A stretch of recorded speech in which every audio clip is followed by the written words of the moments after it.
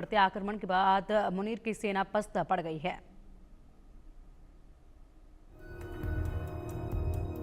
BLA का आक्रमण बढ़ा, शहबाज मुनीर का दिल बैठा।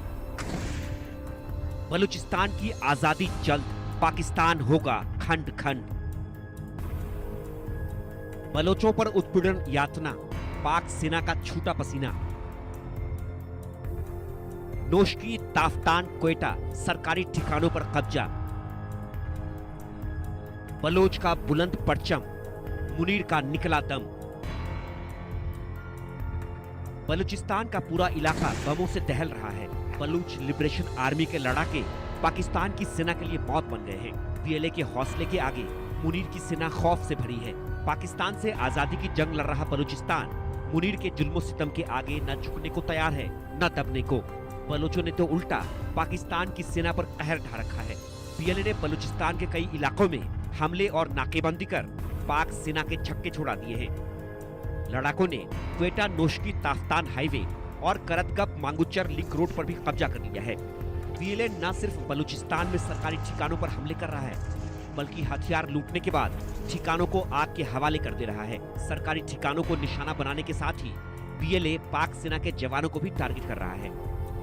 बीएलए के 3 हमलों से दहला बलूचिस्तान। कलात मस्तुंग में बीएलए का हमला, कलात के कोहक में पाक सेना के काफिले पर हमला, आईईडी ब्लास्ट कर सेना के काफिले को उड़ाया। विद्रोही लड़ाकों ने क्वेटा कराची मेन हाईवे पर की नाकेबंदी।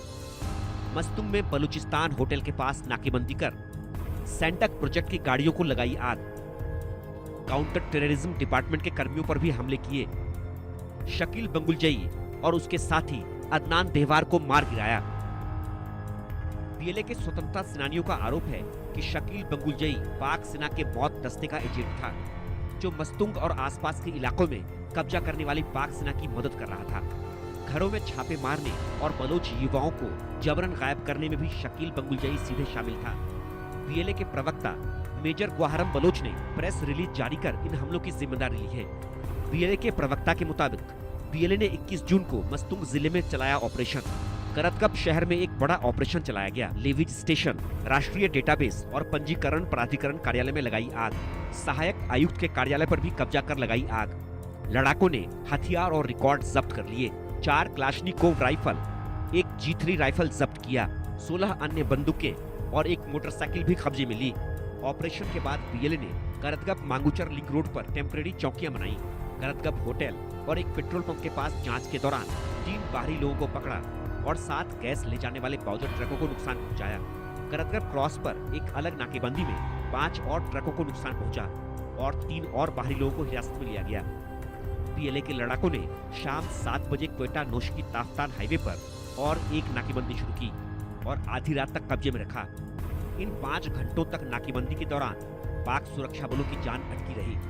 बीएलए के लड़ाकों की नाकेबंदी में सुरक्षा बलों की दखल देने की हिम्मत नहीं हुई।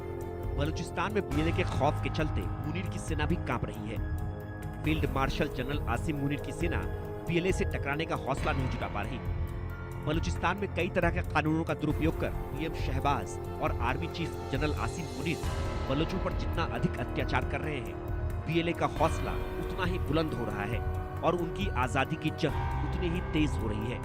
Bureau report, India news.